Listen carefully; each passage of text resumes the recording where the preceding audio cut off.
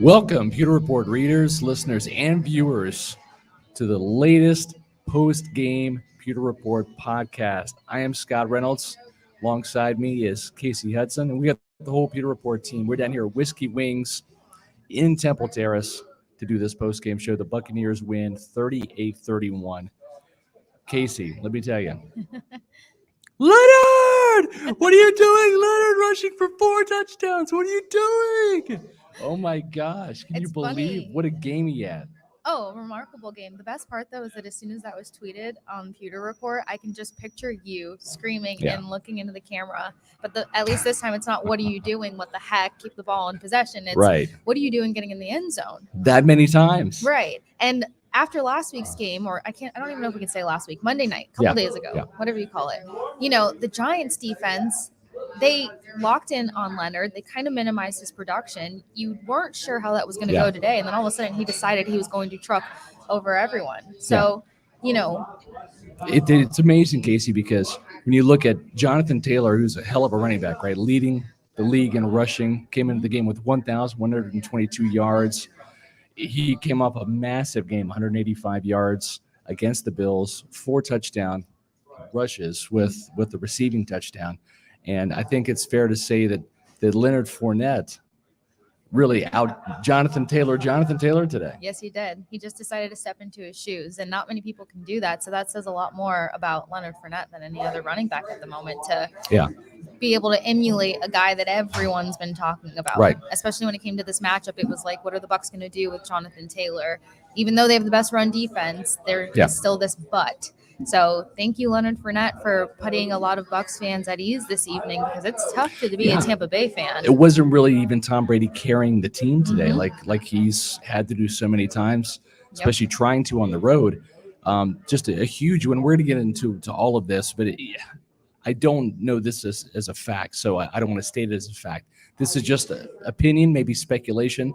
I wouldn't be surprised if Leonard Fournette had a Celsius today, because Celsius powers active lives with essential energy. The great thing about Celsius, and I've already crushed this orange Celsius, that's my favorite, Casey, is the fact that with Celsius, you get all of the energy without the crash, because there's no sugar, no preservatives. Mm-hmm. I'm sure he actually had the heat one, because that's what gets me going. There you go. Last live show we did here at Whiskey Wings, I made a mistake and had 2 Celsius heats, the pomegranate blueberry one. And when Did you sleep? No, I didn't. I fell asleep. I took a cat nap at 4:30 a.m. and woke up at 6 to start my day. So yeah, Leonard Fournette definitely smashed a couple of those, because you don't truck over guys like that just because you're athletic. I mean, come on. Celsius works, folks. If you want to find out where to get it, go to Celsius.com, click on the store locator, or even better yet, when you're on PewterReport.com, click on the banners, the Celsius banners, and they're going to ask for your zip code, punch it in, and they'll do the work for you. They'll find the Celsius near you. And once you find the flavors that you like, do the subscribe and save on Amazon. Get them shipped right to your door so you never run out, and you save a lot of money. So, Casey, let's get into this game. Let's start first with the fact that we saw the Buccaneers score 30 points or more. That's been the magic number. They did it 4 times on the road last year in the regular season. And then, of course, they did it every game on the road in the postseason. That was the magic number. It's no surprise that they were a bad road team this year, 2-3 coming into this game. They'd score 30 points or more at every home game, so they can score that many points. It's not like this offense is impotent. It's not. It's a fantastic, potent offense when it's not beating itself with turnovers and penalties. We saw a couple of turnovers in the first half, but the fact there weren't any turnovers in the second half, that was key in allowing this offense to get 38 points on the board to beat the Colts 38-31. I know. And of course, once you look at the first half of that game, we were not suspecting that they were going to break 30 points, or at least I wasn't. I can't speak Not for with 14 everybody. points at halftime. No. But at least we saw that comeback caliber that we know that they have the potential to do, especially with a guy like Tom Brady at the helm. But like you mentioned, it wasn't really the Brady show that got them over that hump. It was kind of everyone else. It was those extra efforts. It was, or I think somebody tweeted that Leonard Fournette said in the locker room, we're a special team when you start playing like it. So everyone kind of found that specialty to get them to do just enough, like we've seen teams do. Now, was it a playoff performance? Like Gronk said no, not Right. in my opinion, but they did enough to win, and they showed us that there's a glimmer of hope there when they're on the road, and it's something that can translate because they have a lot more home games to finish off this season. Not home games, away games. You're right. They do. And the thing is when you look at the wins that they've had on the road this year, wins at New England against, let's face it, not the same New England team that's playing right now. Yeah. Like this would be, I think, even more of a challenge than that 1917 victory that Tampa Bay had early in the season before Mac Jones really became the Mac Jones that we're seeing now, and Matthew Judon really came on like he is. The Patriots are humming, folks. I wouldn't necessarily say the Bucs would win the rematch up in Foxborough, but I wouldn't say they wouldn't. But this is a quality road win. This is a win that proves to me, because I picked the Bucs to lose, and I'm glad they did, and I'm glad for all the Buccaneer fans out there that saw the comeback and want to rub it in my face. That's fine. I'm happy for you. Him at Pewter Report. Yes, Bucs you can. Fans. That's fine.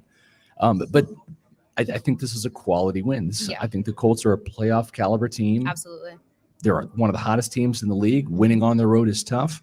And the way they did it, getting the points on offense, but because of the takeaways that we saw this defense produce. Let's talk about that. I think it really started, Casey, with that strip sack by Sack Barrett. He's back to being Sack Barrett. Now they had 2 sacks in the game, a forced fumble recovery, and 8 tackles. Yeah, absolutely. And I think that was going to be a big part of their success in today's game. Obviously, not just because they were trying to compete against an elite run game, but also just because of what Carson Wentz brings to the table when he's in the pocket or scrambling out of the pocket. So now you've got Shaq Barrett, who I think leads the NFL in strip sacks with 11, which is huge because if he can build off that momentum, imagine what else he can do with this team. But that was definitely the game changer that shifted the energy, the momentum, and everything to help these guys kind of all pick up their socks and say, hey, let's do a little bit more than what we're doing. Speaking of a little bit more, Andre, appreciate the super chat. I made a promise this week that if the Bucs won against the Colts, I would do super chats every week after each win. So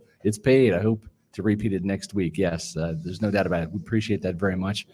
I've been critical about Shaq Barrett. I mean, he hadn't had a sack in a month, 3 games plus the bye week. It's been a while, but he really took over this game, 2 sacks. The strip sack was huge. That really, I think, stymied the Colts' momentum because, and I told this to John and Matt at the halftime show, if I'm Frank Reich and I've got a 10-point lead, 24-14, I'm coming out in the second half and running the ball, establishing Jonathan Taylor, and trying to wear down this Bucs defense, but understanding that the Carson Wentz we saw in the first half is a bit of fool's gold, and not try to have him go 60 minutes with that type of play, because I think he turned into, it wasn't sustainable. It wasn't sustainable, right? We saw the interception, we saw the sack fumble, and I think this Bucs defense really asserted itself in the second half because they kept sticking with the pass. Yeah, absolutely. And I think one of the biggest things that I can give to the Bucs defense is, for a guy like Devin White to go out, and I know everyone's kind of criticized, the driving force that he is or isn't out there on the field, but in the past 2 or 3 games, he's really been extremely, helpful. So for him to go out with that hip injury, you saw that the momentum somewhat shifted, but then everyone realized that, okay, crap, we have to step up, even though we have to bring other people in. Kevin Winter isn't, the guy that everybody wants to put a tough game on his shoulders, but he started, had a shaky start, and he really started to progress as well. So I think everyone realized that this game was going to mean a lot more than just another W or another L on the chart. This game was significant to say, can you compete? Yeah. Because in the pregame show, chatting with John, I saw the Colts as a lot more even kill team than people were giving them credit for. Yes, you see Jonathan Taylor in this run game, but something that I knew they were going to do, or had a feeling that they were going to do, was put their tight ends to work. Jack Doyle started to really give them a stretch out there. Yeah. He really did. And when's the last time you really talked about Jack Doyle in a conversation? Before 2017, I think is the last time that you really heard this guy's name go off every game. So it was the adjustment. It was the leader showing up, but it was Shaq Barrett who really set the tone out there for me. Yeah, and Leonard Fournette gave, I guess, a spirited halftime speech. Lenny was feeling himself in the first half, had a couple of touchdowns, and stood up and kind of rallied the troops a little bit, which I think is a little uncharacteristic of him, right? I mean, he's been a role player for this this Buccaneer team. And, he's not Mike Evans. He's not Rob Gronkowski. He's been the running game, but this is a pass first team. This is led by the quarterback whisperer. This is an offense that's run by a former quarterback in Byron Leftwich that has the greatest quarterback of all time under center. This is pass, pass, pass, run. Now, we know that's not Byron Leftwich's sequence, right? Because he usually runs on first downs and drives everybody crazy. But in terms of the volume of plays, I mean, it's been 3-1 or so. I just think that Leonard Fournette really found his role in this offense early on this season, and he's been capable of these type of performances. It's interesting to note there was a report by Adam Schefter earlier today that the Bucs were considering drafting Jonathan Taylor in the first round, and that's something we reported on PewterReport.com way back in the draft season. At the same time, though, the way it worked out is the way it worked out. Yep. Right? They got Antoine Winfield, who came up huge today with a huge interception. Talk about that for a second. Oh, yeah. He's actually one of my favorite players on the defense because you hear this phrase, a player that plays until the whistle blows. Yeah. You hardly see it these days. Not to really take away from anybody else's talent, performance, or effort, but Antoine Winfield Jr. is that guy who is all out every single play. He's in on almost every clutch play. And, guys, he's 5'9" and 100 and – He's around 200 pounds, yeah. Close to 200 pounds. Yeah. I think that's just like their FluxPro.com weight. But realistically, this guy's got to be a whopping 180, but 5'9". And he just makes a spectacular, not only an athletic play, but I think it was a brilliant read. Yeah. He was patient. He got didn't great try positioning. he didn't try to overrun the play where, he let the wide receiver get behind him. He didn't try to do too much and not end up calling a penalty on him, because that's something that Sean Murphy-Bunting has an issue with. Right. You almost see this panic to the point where he causes these penalties in such key moments, and Antoine Winfield Jr. does not do that. And he's in his second year in the NFL. Yes. Like, this is year 2. What else is this guy going to come out with down the stretch? So that was obviously another key pivotal moment in this game was Antoine Winfield Jr. And the best part about it is the Bucs actually maximized off of the 2 turnovers that their defense got. Whereas, previously, if the Bucs defense finally did something out there, because we know that they've been healing and trying to be a lot more dominant out there, Bucs offense wouldn't really capitalize. It's nuts because of you're looking. Let's say if he's 5'10", let's give him an extra inch, right? 5'10", 200 pounds. Sure. I mean, Michael Pittman is 6'4". I mean, that's a 6-inch differential right there in size. And Winfield went up over Pittman and got the ball. Yeah. I mean, usually Pittman's known for being that jump ball guy, that 50-50 guy. That was shocking to me that happened. That I think we even see the picture there. Michael Pittman's like, what are you doing here intercepting this pass? It's supposed to be for me, right? Look at his face. It's like, give me that. Exactly. Yeah. So an incredible play by Winfield. And again, going back to my point earlier, the way it worked out, getting Tristan Wirfs, trading up to get him, the best tackle in last year's draft class. Yep. The Bucs don't win the Super Bowl without him, but the Bucs don't also win the Super Bowl without Antoine Winfield because of the plays that he made. Go back to that Giants game, the pass breakup. Yes. On the 2-point conversion on Monday Night Football in New York. That's a key win. They escaped from New York with that win. Winfield made that last game-changing play. He had sack fumbles, interceptions last year. This was the second pick of this year, and he is a special player that made special plays today. Absolutely. And like I said, he's always in those moments. He's always in those areas, in those coverages, assisting in one asset or another. So I'm a big fan of his. And to think, you just mentioned sacks. Like last year, to see him come up with sacks, just to refer back to his size, I think that just screams how much hustle and athleticism he has. And I'm psyched to see what he brings year 3 and year 4. But that was pivotal. Buccaneer Bruce says, I was 100% done with this game at halftime. Thought the Bucs were going to lose. I was kind of the same way. I will admit that being down 10 points, I thought, Frank Reich, you come out and you establish the run. And listen, Jonathan Taylor showed that you can run on this defense. I know that Bruce Arians came out of the post-game press conference with a lot of bluster about, you can't run on this defense. Listen, they ran on this defense. I know it was maybe against a light box, but you still had Jonathan Taylor breaking tackles, slipping tackles, making people miss, picking up first downs, ripping off big runs.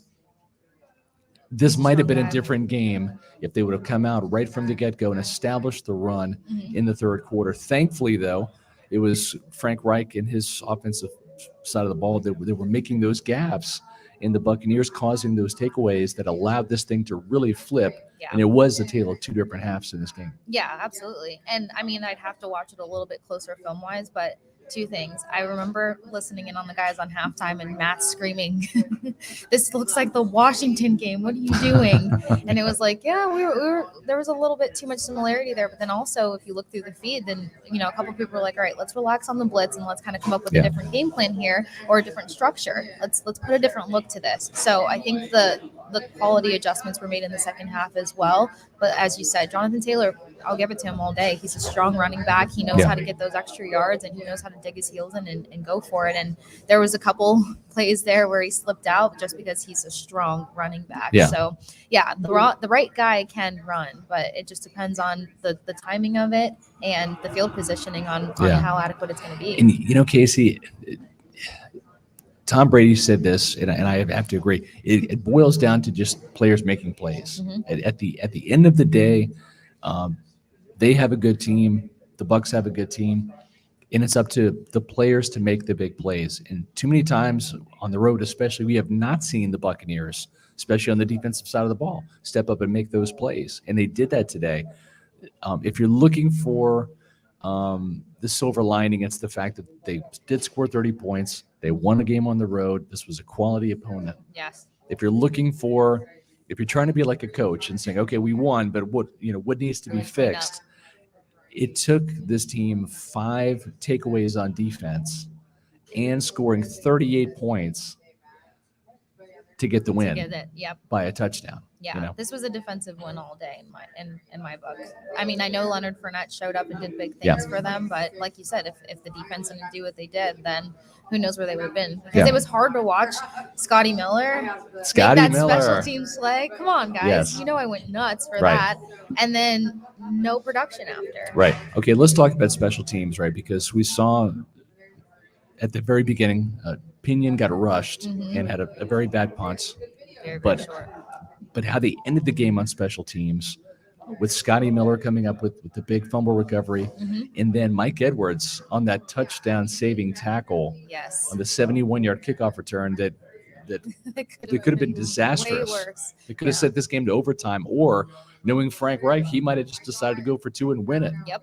Knowing his style of play calling. So Mike Edwards had a huge game today, that big play in special teams, and then he got the ball rolling, punching out the ball.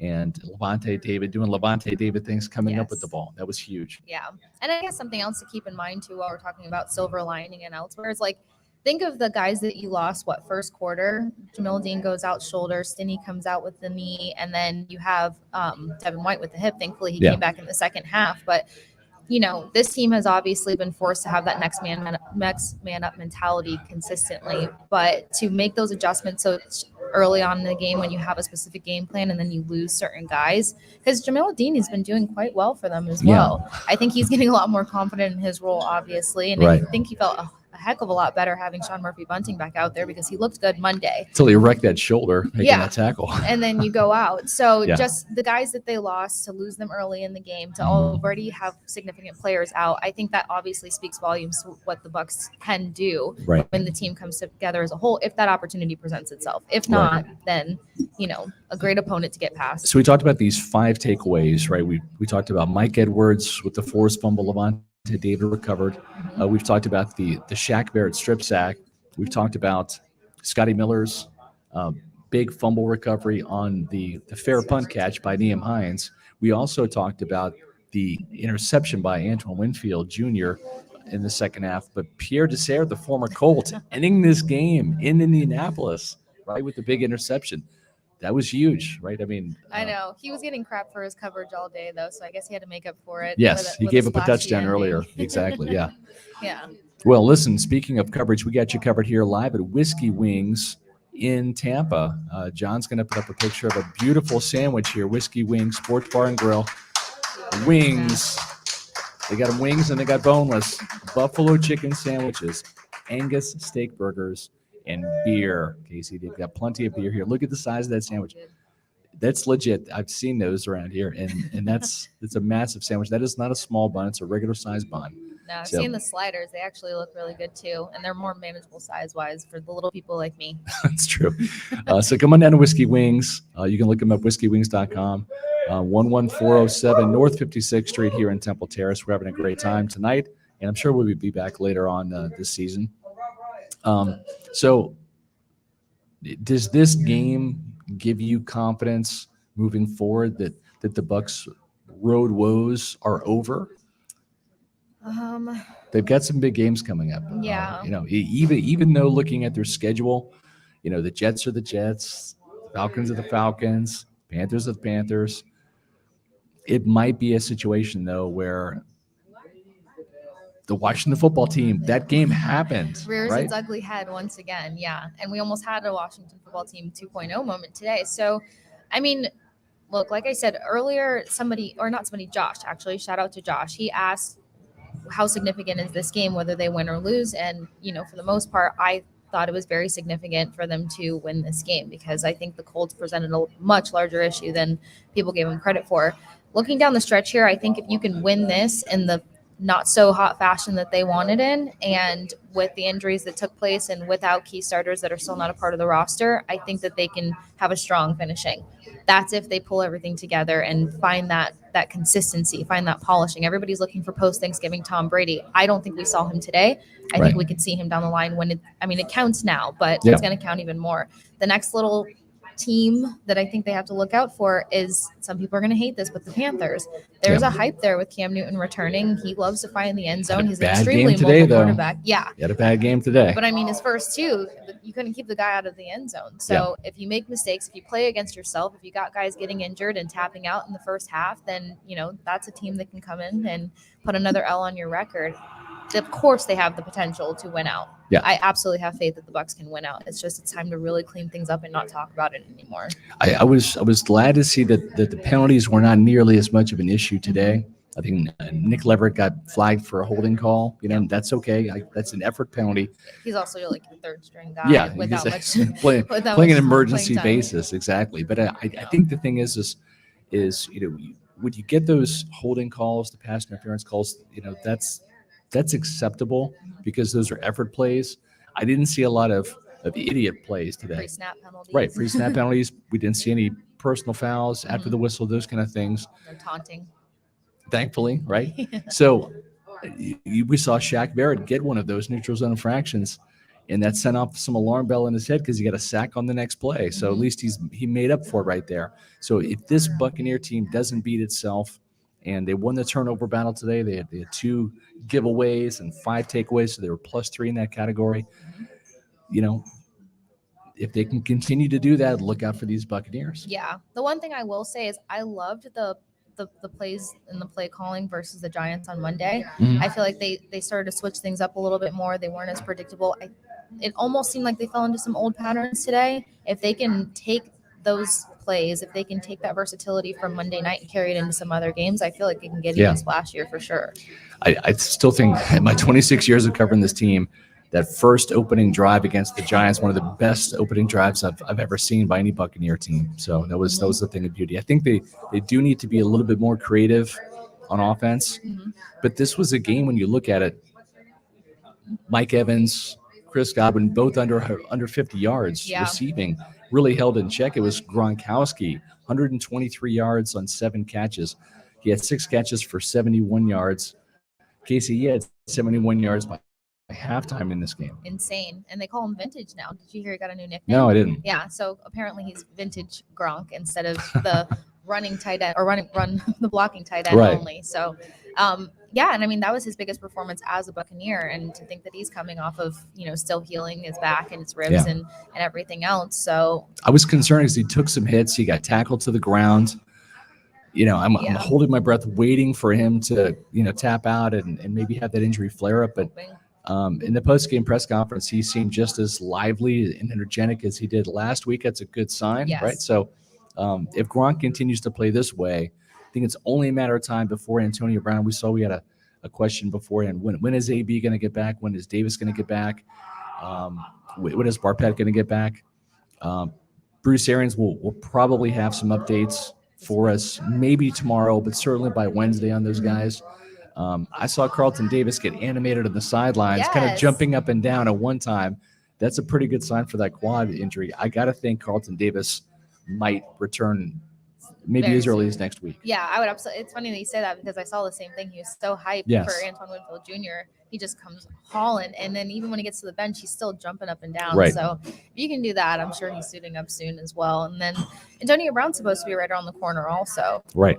They said that when he got his injury, the doctors were saying 6 weeks out, and we're right at that 6-week mark as of this week. So you know that he's the kind of guy that wants to stay on the field. I'm almost positive that you could see in the game when he really put that ankle out and he still fought through it because he wanted to be out there. Yeah. Which is almost every guy on this Bucs roster. That's what they said I about know. Sean Murphy-Bunting on Monday. Yep. Murphy-Bunting said he stayed towards the end of the field so that nobody can ask him to come off because he just wanted to keep playing. He was so psyched to be back. So Well, and it'll be interesting to see how long Jamel Dean is out with the shoulder injury because that did look painful. Yeah. He did not return to the game. He was rolled up pretty quickly for the rest of the game.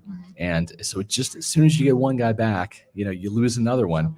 And even Sean Murphy-Bunting kind of got dinged up towards the end of the game. Yeah. You saw D. Delaney, you saw Pierre Desser in there with Mike Edwards. It's kind of like you're reverting back to these backup cornerbacks. Somehow, some way, they found a way to win. But I do think Carlton Davis is right around the corner with his return. Yeah. And, it's kind of like whack-a-mole in the secondary, right? It's like you're trying to get all these guys on there, but the minute one guy pops up, he gets whacked, and all of a sudden, Somebody's out. You're waiting to see Jamel Dean, Carlton Davis, Sean Murphy-Bunting all at the same time on the field. I don't know when that's going to happen now because Jamel Dean looks like he's going to be out for a little bit of time at least. Yeah, he definitely looked like he was instantly in pain when he went down. That was quick. Yeah. But, they've rotated 7 starters, I think the most ever, if not in franchise history, than in general in that position or in that secondary. So these guys, they've been through it. They know how to manage if need be. And I think Carlton Davis will be back next week. I would be surprised if he wasn't. Exactly. Well, Casey, we appreciate your insight and analysis when it comes to these Tampa Bay Buccaneers in this big win today, 38-31. This win moves the Buccaneers to 8-3 on the season. And certainly gives them a quality road win. Not that it matters because this isn't college football where you have to have style points and all of that. But certainly it's one of those instances where they hadn't scored 30 points. They hadn't had any quality wins in terms of playing a good team. And, of course, the Patriots, you look at the record, you could say that now. Yeah. This is just a different team we're seeing in Foxborough now as opposed to the team that they played back there in week 4. Yeah, way, way different. Like you said, that would be an interesting game to go on now. But more importantly, them being able to execute on the road. Yeah. They have a couple of road games coming up here, and at least there's a lot more hope that they'll be able to balance out the scales in the win column and continue adding to the win column. Exactly. So we're going to do our game ball segments. Yeah. With everybody, but so before we let you go, who are you giving the game ball to on the offense and defensive side today, Casey? Defense, I have to give it to Antoine Winfield Jr. I just feel like I've talked about him so much in the past couple of weeks, even though a lot of guys showed up. I think he's an all-out player. I really appreciate him as an athlete and him as a Buccaneer. For the offense, I mean, it's kind of hard not to give it to Lenny. There you go. But I got to give it to Rob Gronkowski. Oh, okay. Yeah. Yeah, switch it up to give it to Rob. I'm All right. switching it up. Even though he wasn't a 4-touchdown guy, Yeah. he definitely was significant in helping them progress down the field. If it wasn't for Rob Gronkowski, I don't think they would have made as much progress down the field in a lot of those crucial plays. So 123 yards as a tight end, and his biggest game as a Buccaneer. I got to give my offensive ball to Gronk. Excellent. Yeah. Well, Casey, appreciate it very much. We're going to be in John Ledyard now from PewterReport.com. Get his thoughts and analysis, as well as his game balls presented by Manscaped, of course. Your balls will thank you. The thing, too, with Manscaped is they've got a special promotion right now, 25% off. 25% off between now and tomorrow. That's Cyber Monday. And so there's the promo code right there, Pewter20, right on cue. 25% off plus free shipping for your Manscaped order. So, yeah. And let's talk about what happens in this thing, Scott, because this Performance Package 4.0, it's a complete game changer. You even brought along the accessories for the live show at Whiskey Wings tonight. This is Living on the Edge with Scott Reynolds, ladies and gentlemen. And it's pretty awesome because the deal here with Manscaped is this. Get the Performance Package 4.0, including the lawnmower body trimmer. This thing, it's got LED lights. You can see everything going on. There's a travel lock on this thing. It's a game changer. Look at that. Look at that thing. Okay, I'm just a little too close to me for my – there you go. That's better. And the Performance Package 4.0 has got all kinds of great stuff. There's the ball deodorant, the crop reviver, and toner. Look at that. Unbelievable. And you got the travel bag. You've got the ear and nose hair trimmer as well. So, and the most comfortable boxer briefs in the world too. So this is a great gift, especially with the holidays coming up here. You're going to want to take advantage of this one, folks. So definitely check that one out. And as Scott was saying, you can get 25% off plus free shipping at manscaped.com. With that promo code, Pewter20 is the promo code. You can use that. You can get a great, terrific deal for yourself and for somebody you love or care about, or ask for it for yourself too. Be a little selfish this Christmas. It's time for jingle balls, John. It just is. It's that time of the year. You know? Right, exactly what I was going to say. For sure. It makes a great gift, and more importantly, 25% off plus free shipping when you use the promo code Pewter20. So do that. Get that order in today. Get it in by tomorrow. It runs through Cyber Monday. And we'll also send you a free Pewter Report shirt. All you have to do is email me your proof of purchase. You're going to get that via email to you from Manscaped. Just forward that to me. The great thing is it doesn't have any of your personal financial information. Don't want it, don't need it. But it does have your address, which I do need to send you that Pewter Report shirt. We have it in white, black, and pewter. We've given away dozens of shirts the last couple of weeks. So if you've been thinking about Manscaped, do it now. We got somebody here that's already got one of those, so that's awesome. People cheering, let's go. I love it. It's Makes a great gift. It really does. does. It does. It's a great gift this time of year for sure. Yeah. All right, Scott, let's get into more of this game because let's give our game balls here as we're moving through this game. Can I jump right in here with mine? As long as you don't take Blaine Gabbert. I'm not going to take Blaine Gabbert. Okay. I know that you were looking forward to that, so I'll let you have Didn't that see one, Blaine today, so I can't give it to him. That's right, but they won anyway despite him, so that goes to show how great of a victory this was. That's true. There's a player that's not being talked about at all that I thought was an unsung hero of this game, and it's Mike Edwards. I mean, he stepped into the slot. Yeah. He's played great. Obviously, defensively, great coverage on that vertical ball down the field. Yep. Or in the first half, that was a huge play in that game, keeping the Colts from having a big play. He forces the first fumble of the game. Yes. It's such a huge turnover in that way. And then at the end of the game, the Special kickoff that never star. should have happened Yes. in the first place, he goes down and he makes the tackle and he keeps the Colts from scoring on that kickoff return with 10 seconds left. They end up taking over on offense. A couple desperation heaves, don't get anything done for them, but it was a really good, solid game for Mike Edwards. And he didn't give up any big plays either. No penalties. That's right. Like that. He's played really well since stepping into the starting lineup. He's been a breath of fresh air. I have so many issues with this defense right now, Scott, that I won't even know where to begin. People don't want to hear that on the post-game pod after a win. But this group got by on splash plays today. It is not a recipe for success long-term, but, I mean, pretty much the Colts did what they wanted to do when they weren't turning the ball over. John, like I said with Casey, this team had 5 takeaways and put up 38 points and still only won by 7 at the end of the game. At the end of the game, that's not a dominant performance by any means. It was good enough to beat a pretty good Colts team on the road in a difficult environment.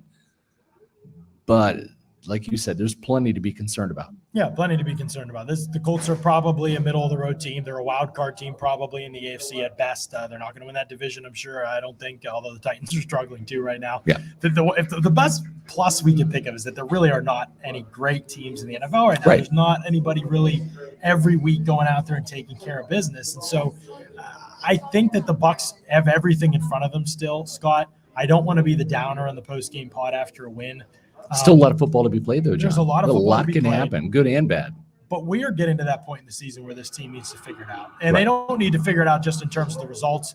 They play the Panthers twice. The Panthers are an absolute mess. Cam Newton was 5 of 21 today, threw for 91 yards, threw a couple picked picks. Off twice. Yeah, PJ Walker came into the game. I mean, they're a total mess. They might not win a game the rest of the year, to be honest with you, Scott. They're a mess. Atlanta's a mess. They've got a game against Atlanta next week. They've got 2 against the Panthers. Yeah. No offense to Matt Matera, but they've got the Jets still on the schedule. So, I mean, if you the Jets won games, today. Yeah, they won today is what Matt says. That's great. That's right. He does want us to remember that. They did win against the Texans, so good for you, Matt, and I hope you would get to rewatch that one and enjoy it. By the way, Scott, I got to tell you, Matt Matera on the live in-game stream was unbelievable today. This guy, Shaq Barrett, gets a strip sack, and Matt just takes over play-by-play. He just starts going nuts. screaming and going crazy. Bucs fans in the chat were dying laughing. That's awesome. Matt, just the energy took him, man. I don't think he's a Jet. I think he was. I think he's really pulling for these Bucs pretty hard. I think if Bucs played the Jets, he'd be emotionally compromised. John, the Bucs will play the Jets later this year, so we're going to find out where Matt's allegiances lie. We're going to give him a hard time all week. We're going to put him on every show. I think it's only right that we do that. It's only fitting we do that. But John, we talked about it at halftime when I came on. I said, and all three of us kind of agreed, we've seen some sacks from this Buccaneer defense this year. And Ndamukong Suh had one in the first half. Shaq Barrett had one in the first half. But they weren't the timely sacks. They weren't the sacks on third downs. More importantly, they weren't the sacks that cause fumbles, that create takeaways. And right on cue, Shaq Barrett comes through with that play finally for the Buccaneers. It seemed to really be the spark that this team needed in the second half. Yeah, it was sensational. I gave my game ball to Mike Edwards just because I know nobody else will probably choose him. But Shaq Barrett is the reason that this team's winning today and not losing, because the Colts were, like I said, doing anything that they wanted on that drive and on the Winfield interception drive. They were moving the ball, and it was just two plays. Those two plays really changed the entire game. But Shaq Barrett was more just an individual effort. He had actually won several times as a rusher earlier in the game, and the ball came out just before he could get a strip sack. That one he got home, made him pay. He had a sack earlier in the game. It was more of a coverage sack. He also had another one that the Wentz got out of his arms. Remember? Yes. And that was a third down play. JPP ended up making the tackle after a 2-yard gain. But they got off the field in that situation. He missed the sack. Suh missed the sack. Yeah, JPP kind of flung him forward for a first or for a positive yard, so it wasn't a sack. But also on the pass interference play, Sean Murphy-Bunting, Shaq hit Wentz's arm, which caused the ball to be underthrown, which is what caused the receiver to slide down and Sean Murphy-Bunting collide with him. Murphy-Bunting, though, did not have a good game today, John. Brutal. The opposite of a game ball. Bucs have a lot of questions with Sean Murphy-Bunting. They just do straight up. It was true in week one, and last week was Giants couldn't tie their shoes, frankly. They went after S&P. They wanted to, and they couldn't really get out of their own way for most of that game. They almost got him with a call down the field. Then they got caught this week with a call down the field. He is going to keep getting attacked by every team that they play. And to be honest, it's relentless in terms of the way other teams are approaching Sean Murphy-Bunting right now. With Jamel Dean out, and Bruce Arians didn't say a ton after this game, Scott. He just said it's not really good. So assuming he'll miss some time, we've got to see what happens with Carlton Davis. Does he come back this week against Atlanta? Right. But to be honest, this is a hurting secondary. The talent has not been there this season. People thought Murphy-Bunting coming back would help. It depends on which Murphy-Bunting comes back. Is it the playoff version? Is it the guy in the regular season that has been lackluster? There's a larger sample size of him struggling rather than succeeding, and that concerns me a lot. I don't think he's an answer for this team. The question is, I don't know if anybody else is, and I think that's true. A weak spot right now. Your offensive game ball. Yes, offensive game ball. I think Casey picked. Did I hear her pick Rob Gronkowski? Is that what I heard? Okay. It's clearly Rob Gronkowski, in my opinion, with respect to Leonard Fournette. But I'm actually going to go a different direction, and I'm going to give it to the Bucs offensive line because Casey said that. I mean, this offensive line in general played really, really good football, and especially in the second half, I thought they just dictated the pace of the game. Yes, Nick Leverett gave up a pressure here and there and did give up a sack, and so anything weak that happened on the offensive line was on Leverett, though, and the rest of the four played out of their minds good. And Leverett played well enough to get by in this game. There was, they overcame his sack where he got beat immediately by Buckner. They overcame it. They ended up scoring on that possession. So good things from the Bucs offensive line as a whole. You expected Leverett to come at it and not be perfect. It was still better than he wasn't expected to play. Yeah. This was his first live action in an NFL game on the road against one of the best D tackles against Brenton Buckner. Yeah. DeForest Buckner. Yes. Throwback. Yeah, exactly. So I was impressed with him. I think it was a really good performance by the offensive line in general. And we'll see what happens if Marpet comes back next week. I think they're okay. We'll see what Stinney's injury is too in terms of the depth. But I feel good about Leverett as a depth piece on this team right now because of the experience that he's gotten. Physically and athletically, he's not overmatched. Technically, if he can keep developing, there's a decent ceiling for him, honestly. I said this even in training camp. He picked up a guy and threw him. That's true. A call for holding, it was a ridiculous call. Yeah. So to see a guy be a third string guard and come off the bench and be that physically dominant, although there's consistency and technique issues that need work, it's a really encouraging sign for a guy who really is. Played. Yeah.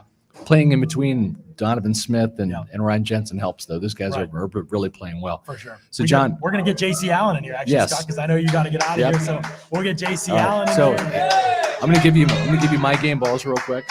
Okay. Yeah, you got to. So on the offensive side, I'm going to give the layup to either JC or Matt. They can pick JC Leonard will take Fournette. it, Okay. yeah. No, I know who JC's taking. I'm going to go with Scotty Miller. I'm shocked that Casey didn't give it to Scotty Miller. Yeah. I'm going to give it to Scotty Miller for two reasons. The first one is drawing a huge 37-yard pass interference penalty.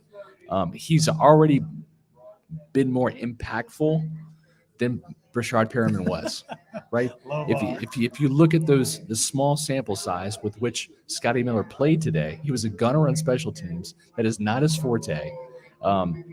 It looked like on the first punt, he wanted no part of running down there and trying to make a tackle. He's not that guy, but he was Johnny on the spot recovering a fumble. So he did a fantastic job of recovering a fumble on special teams and drawing a DPI. Yeah. Didn't even have a catch, but he affected the game even more than Brashard Perriman has the last 2 weeks, in my opinion, with some of Brashard Perriman's catches. Yeah. He also, he ran to the back. Yeah. I mean, he did draw that pass interference. You're right. Him as a vertical threat makes a difference. It's unfortunate he did not run a great route on the interception. He didn't. I think that was a little bit of a rusty, play for him. Play, coming back. Didn't track the ball well. Hey, that fumble recovery was huge. It was huge. It made up for that interception. For not being a gunner at all. That's not a bad play. Exactly.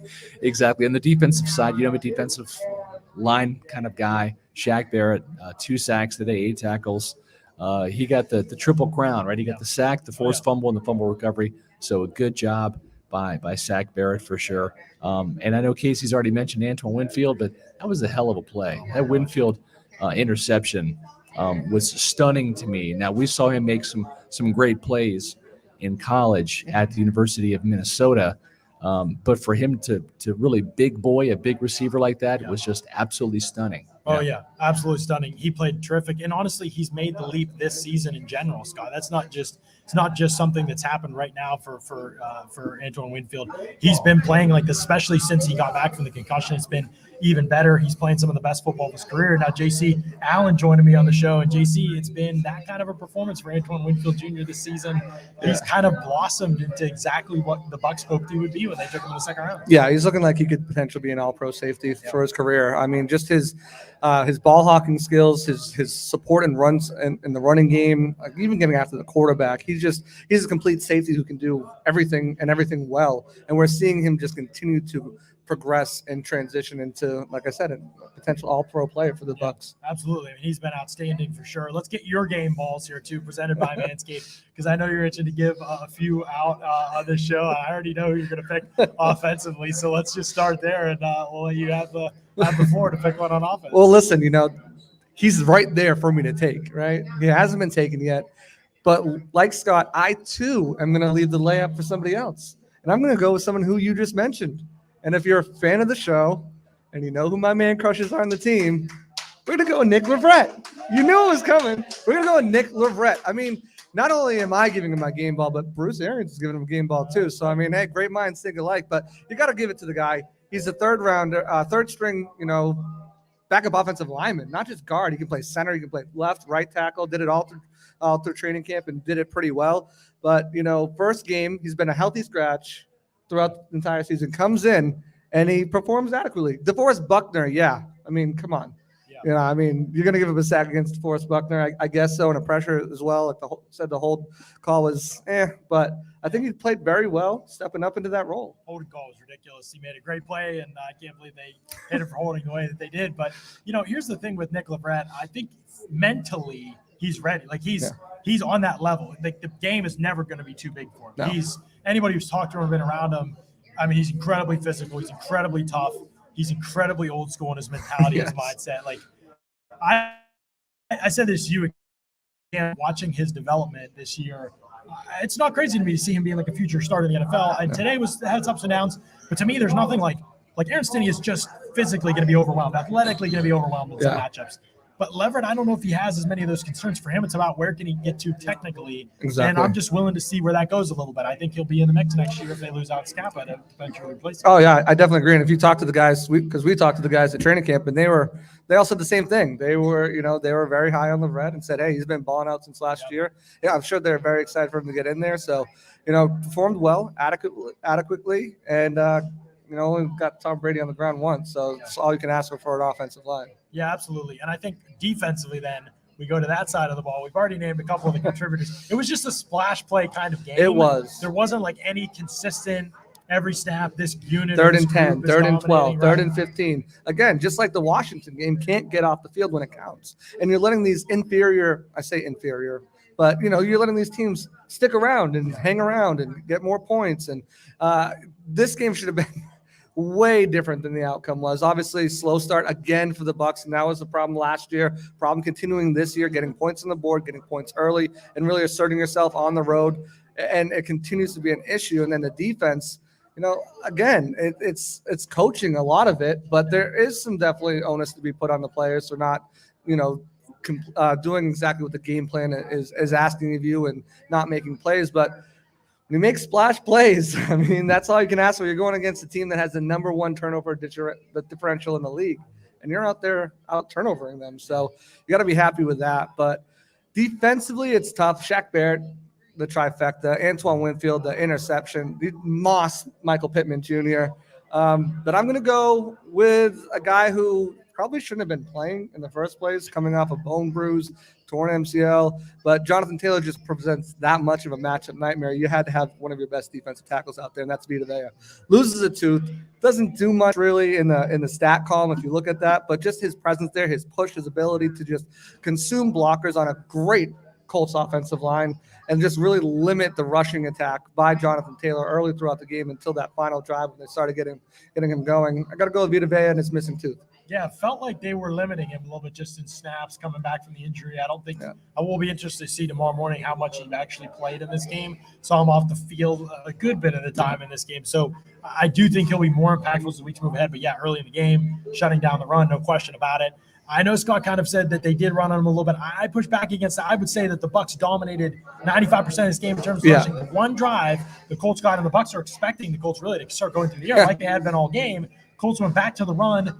They did score on the drive, but they killed so much clock, they didn't really have time to respond, and the Bucs were able to run the clock down too. I'm not criticizing the Colts for that. I'm just saying I think the Bucs were willing to say, okay, if you could run all the way down the field on us, hey, we're going to make sure you're not going to have enough time to come back and score if we go down and score. So I will criticize the Colts coaching for that because they let the play clock run twice, 80 seconds off the play clock instead of calling timeouts after plays, and that really limited them. You saw them finally take a timeout, but at that point, it was way too little, too late. When the Bucs had the ball, Okay. It was way too little, too late, and there was no way that they were going to have enough time to come back. Although they almost did on a crazy kickoff. I'm finishing up the game report story, and I'm like, I'm typing, and I got everything ready. And I'm like, oh wait, this might change the entirety of the story here. Yeah. But like you said, Mike Edwards, your guy who gave the game ball to, came through in the clutch, and he did, and was able to stop the play from happening. And I know some people will be critical of the Colts for going to the air too much, especially in the second half.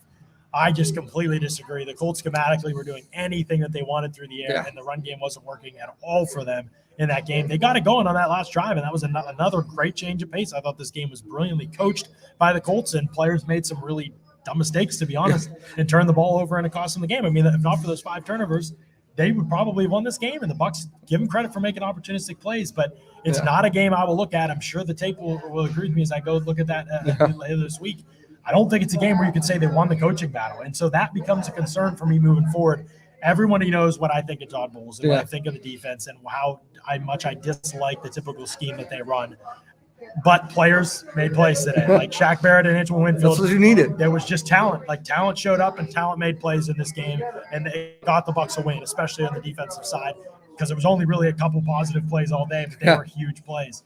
But offensively, JC, I'm a little bit concerned. When play action isn't working for the Bucs, I'm a little bit concerned. When Chris Godwin has 24 yards and Mike Evans has 16, it's one game, and I understand that, and people know I don't overreact to one game, but it's a couple weeks in a row now where the passing attack hasn't been able to solve the new way the teams are defending them a little bit with committing so many numbers to the vertical ball right now. They're committing so much to that. They've got to find ways to continue to be efficient. At times they did today, and they put together some great drives. No question about it. Consistency is lacking with this group right now. It doesn't look as comfortable when they can't find those chunk plays. Today was all about 8 and 9 yard gains. How many 8 and 9 yard gains do they have today? So many. Yeah. And that's great. Take those. But when they get impatient and not take those, that's when I think the offense struggles to execute consistently. Yeah, and I think coaching is a huge part of that too. You see, they're trying to open up those longer plays with these runs on first down, with these screen plays, and we've seen that over and over again. Why are you running it on first down, getting yourself in 2nd and 9, 2nd and 8, 2nd and 7, 3rd and 7, and it's because they're trying to make teams play honest on them and not fully defend that deep ball. And it's I think we'll see things change. Hopefully Antonio Brown's coming back. We've already seen the difference that Gronk can make. I mean, he looked vintage Gronk, carrying defenders down the field. People are ripping his shirts, but I think once Antonio Brown gets back too, and Scotty Miller definitely helped. He had that big pass interference call down the field, but I think once Antonio Brown gets back and this offense can really start getting going the way they want to again, we'll see a different attack and a different coverage from teams, because you're going to have all these weapons on the field now. You're gonna have even more to deal with Gronk and Evans and Godwin and Brown, and when Scotty Miller goes out there, and give Leonard Fournette credit, he's been a beast catching the ball out of the backfield. Yeah, and it's been a huge indictment, I think, on Tyler Johnson, the fact that he hasn't been able to produce, and Cam Brate to a degree, but especially Tyler Johnson, and the fact that O.J. Howard can't even get on the field, he's that far behind Cam Brate. Again, those were guys you really needed to step up when Gronk was out, and especially now that AB's out, and they just really haven't done it, and it's really hurt this offense. Bruce Arians' offense has always been dependent upon the skill player positions. When his offenses have thrived, Pittsburgh, Arizona, Indianapolis, whatever, it's because he got the major production out of the skill position. It's now the Bucs are getting that with Godwin and Evans, but outside of that, now Gronk comes back. He gives them that. It adds a layer. Obviously, last 2 weeks, Gronk's been huge for this offense, but definitely moving forward, Antonio Brown might be huge for this team. He's going to be huge. The way the teams are playing. I mean, in the beginning of the season, you could just see how good he was and how the relationship between him and Brady is just on point, and how dangerous he was as a weapon. He was leading the team, in all statistical categories for a minute there before he got injured. But I think you're completely right too. When O.J. Howard, Tyler Johnson, he's a limited wide receiver. Love Tyler Johnson. He's a great player, but he's definitely a limited wide receiver. O.J. Howard has all the skill in the world. He's fast. He can catch the ball. He's a matchup nightmare because of his size and his speed.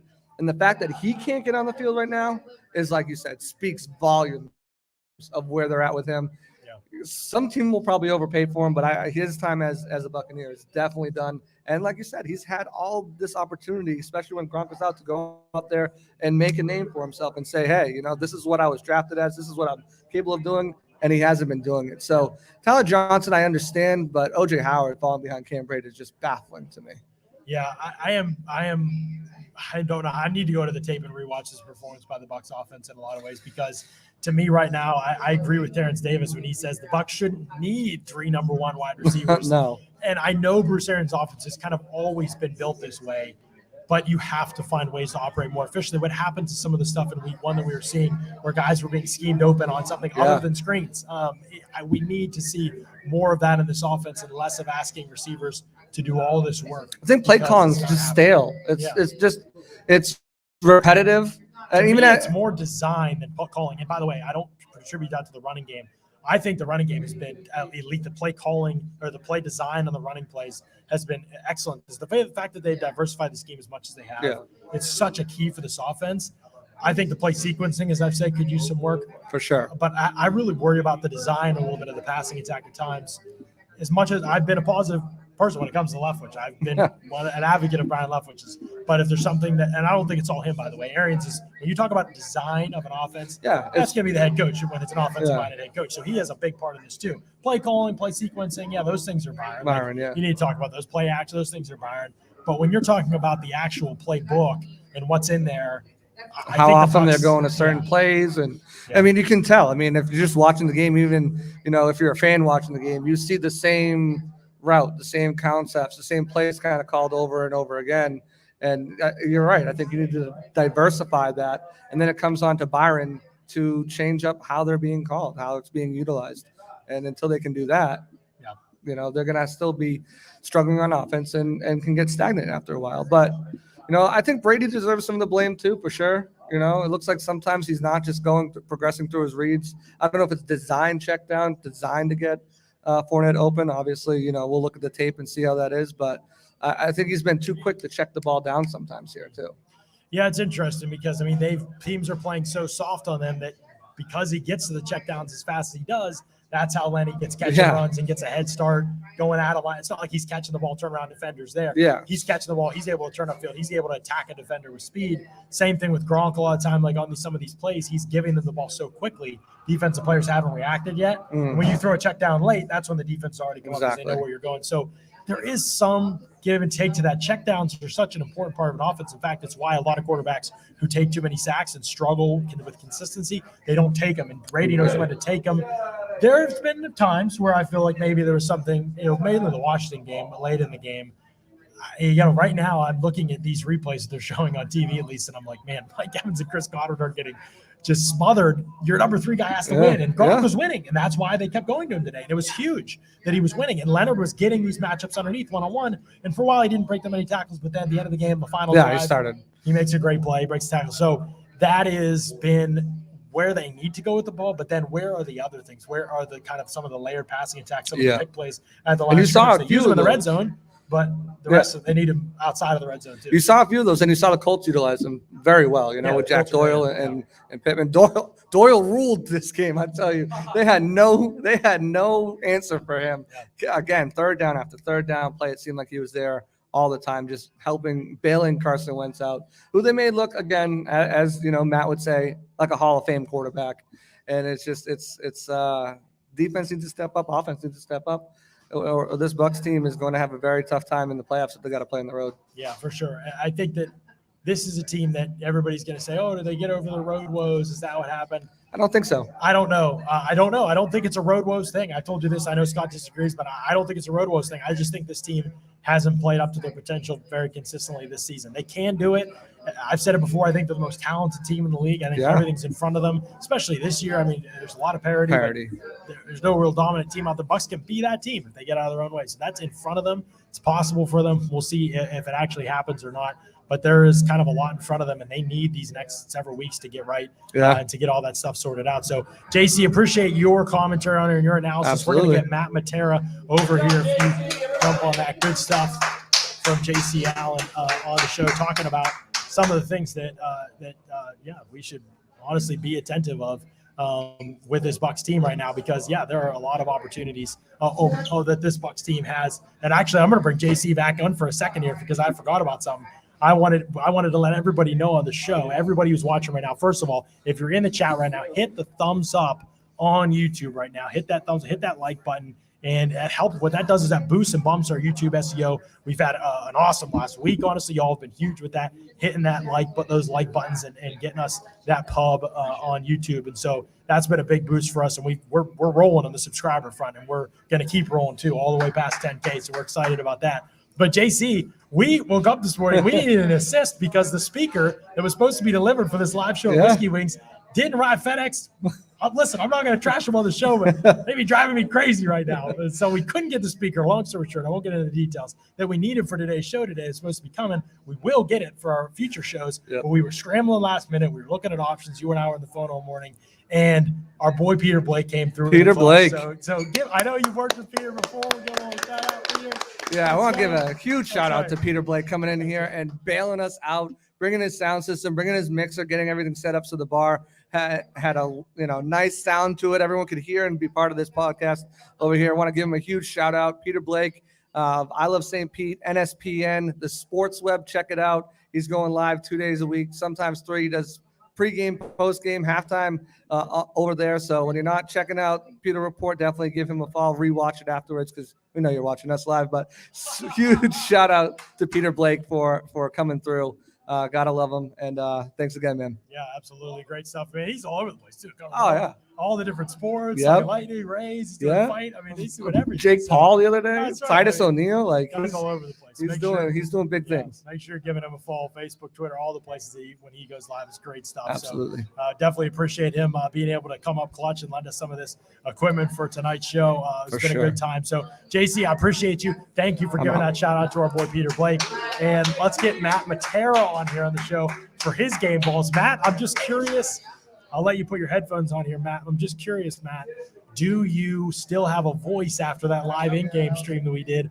I know you were getting pretty into it. I just wondered if you're feeling okay. Oh, I'm feeling great. Oh, wow, I mean, you sound great. that's how I am all the time. You know, I'm 0 to 100 all the High time, energy all guy. gas, no brakes, and you know that's exactly the type of attitude that the Bucs need to have to hold on to this one, because it was the roller coaster of emotions from beginning to end. But you know, when they make a play, I'm gonna hype the boys up. You know, they deserved it.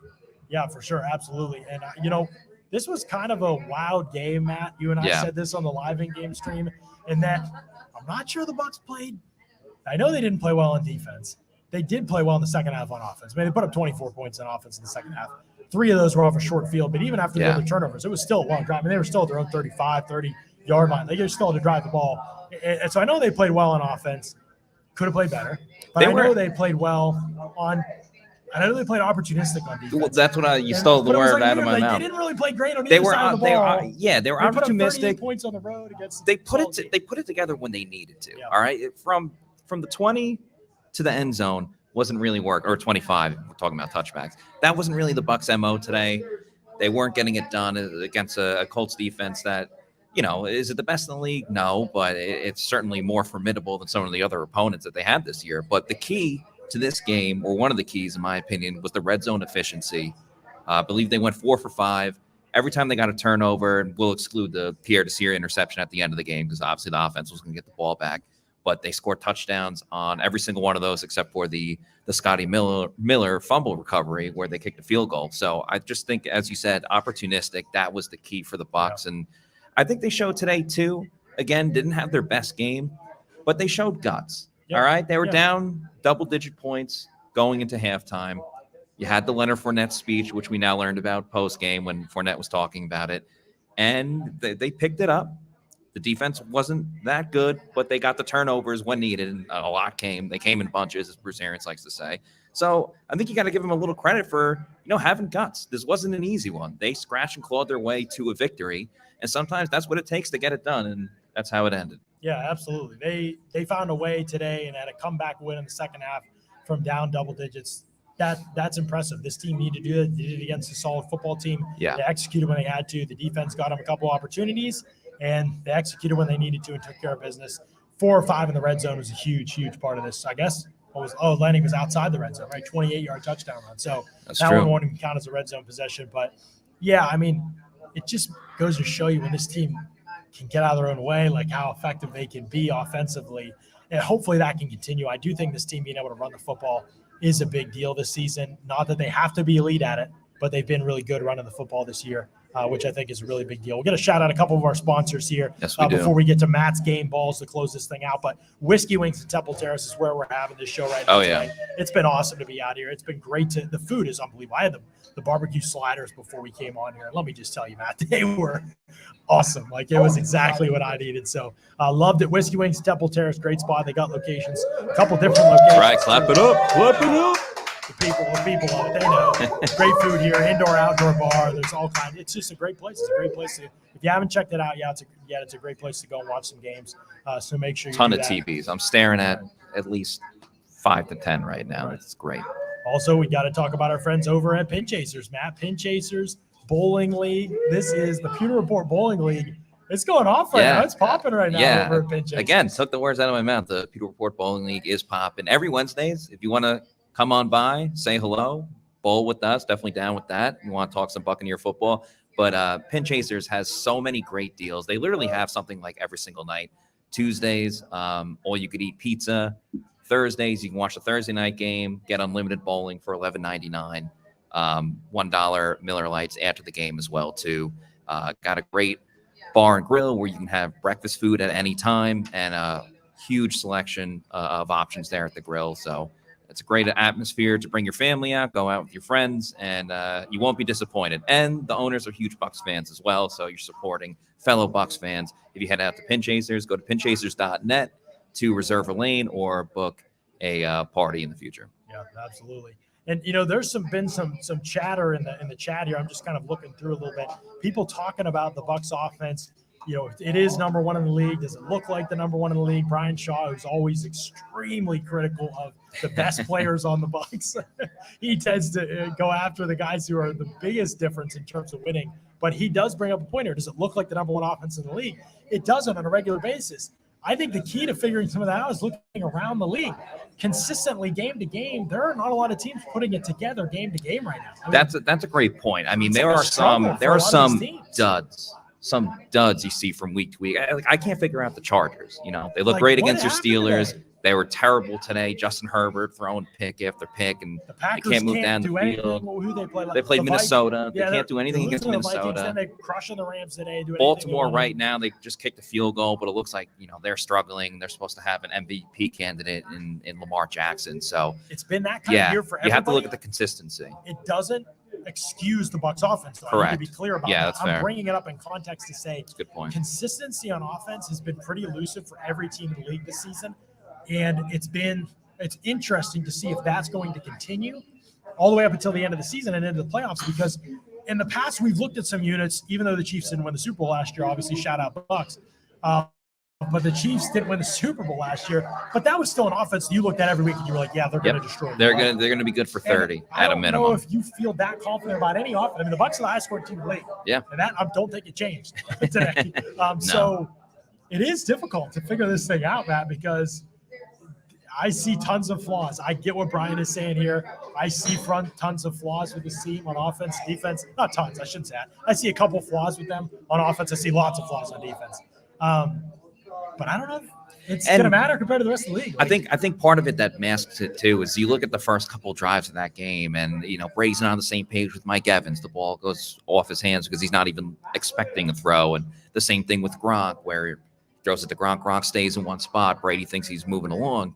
But then you see other plays, whether it's, the offensive line establishing dominance to win the game at the end and just running it down the Colts' throat time after time until Leonard Fournette touchdown, or the big plays to Gronk going down the field as the best receiver in the game today for the Bucs when they weren't running the ball. And you see that and you're like, why can't they do that on a consistent basis? Right. I also think, too, missing Antonio Brown, obviously getting Gronk back, you get that another, third weapon, third option. Yep. But something about Antonio Brown, man, I think changes it so much. We haven't seen the Bucs go down the field as much as we've seen now. Getting Scotty Miller back, he gets that big defensive pass interference. But I think getting AB back opens up that offense even more, and hopefully he can get back sooner rather than later. Completely agree with you. That is going to be a huge move. And Adam Schefter's been reporting that he thinks he's coming back against the Falcons. So we'll see if that's indeed what happens. Crossed. Seems like Jamel Dean's probably going to be out. Carlton Davis is up in the air. So we'll keep evaluating things. You'd hope Ali Marpet would be able to play, given that he was doubtful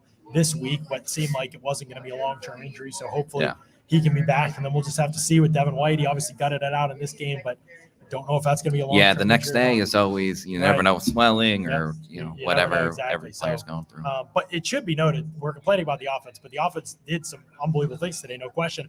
There is a part of this. Bucs fans can choose to believe me or not to believe me, but there is a part of this that matters here. The fact that the Bucs came out and Tom Brady threw like 4 touchdowns in like half the games to start the season and was throwing for 400 some yards, and Evans and Godwin were going off statistically, that if that doesn't happen every week, if Evans doesn't go off every week, Bucs fans think there's a problem with the offense. Because for years, that was the only thing they had to measure a pulse by. Exactly. Like if Evans went off or not. It ain't that way anymore. And but now can still be a good offense now when that doesn't happen. Mike Evans has a good game. What's wrong with Chris Godwin? Chris Godwin has a good game. What's wrong with AB? AB goes off. Oh, is there wide receiver controversy? Is there issues between quarterback receivers? It's like, where was Mike Evans? Chris Godwin and AB going. Remember a week ago, Leonard Fournette was like, sorry to my fantasy owners. Like, we have so many good players. And then Leonard Fournette comes out and does what he did today. So it's so funny how it works. And it'll come back around. Get next week against Atlanta. What kind of game do you think Mike Evans and Chris Godwin are going to have? Because I think it's going to be a pretty freaky good one. Probably multi-touchdowns. I think it's going to be a pretty freaky good one, and we're excited. We'll shows all week, too. We're out the holiday kick, so we got shows. We're coming back Monday with another show as well, 4 p.m. Eastern. We'll be with you tomorrow on the show. And then obviously Tuesday we'll be off as we normally are. Wednesday we'll have the preview show for the upcoming game against Atlanta, and Thursday we'll be back as well on the show, have some more good content for you, do some Q&A, that kind of stuff this week. So we've got to talk about the NFC, state of it in general, and more in depth in podcasts coming up this week. Yep. We are getting to that point. We're going to have to start looking at the playoff picture. I will tell you this, 5:30 I think is still putting together the numbers with everybody who still has to play and just the games just finished. But I know from looking last week, the Bucs are pretty much locked in to win the division and to make the playoffs now with this win today. So it was a big comeback in that way in terms of the percentages. Obviously, we expected those things to probably happen anyway, but the Saints lost on Thursday. They look hopeless. They're not going to win many more games before the end of the year. The Panthers are also plummeting right now. Yeah. Bucs are going to win this division with ease, even if they lose another game or two the rest of the way. It won't affect them in that. Can they get the 1 seed? Yes is the answer. That's the key. Getting a high seed in the NFC is so much more important than it has been in years past. Playing it right. You don't want to be the number 4 seed in the NFC. Have to play whoever doesn't win the NFC West between the Cardinals and the Rams. It's just not a first round matchup that you want to have, even if you're at home. So there's a huge emphasis to get, obviously ideally the number 1 seed, but even if you get that number 2 seed, you still get a favorable first round matchup, and have to play a team that gets beat up the following week, I think is really important. Yeah, I completely agree with you. So there'll be lots to look forward to. Bucs, a lot of meat on the bone still for this team. We're getting to that crunch time of the season, man. Next game will be in the month of December. That's when they got to start cranking up. It's when they cranked it up last year. That's when we started to see it. It wasn't right away. It was week 13 was really the start of an historic run, a really historic run. It was. And so we'll see if they can continue along that path in the coming weeks. This was great stuff. We appreciate you being out here at Whiskey Wings and everybody who came out to watch the show, and those of you watching online as well. Numbers have been great. Everybody hit the like button in the chat if you enjoy the show for sure. Hit that like button. Help us out. Boost that YouTube SEO a little bit. And subscribe, too. If you haven't subscribed to the Pewter Report podcast, make sure you do so. We are live 4 days a week, plus the in-game live streams. We're going pretty hard on YouTube, and we've got more content planned and on the way too as our listenership grows. So continue to subscribe, continue to support the channel. We appreciate y'all. Thanks so much for listening to another edition of the Pewter Report podcast. Out. Leonard Fournette, Shaq Barrett, game balls, and happy Thanksgiving, everyone.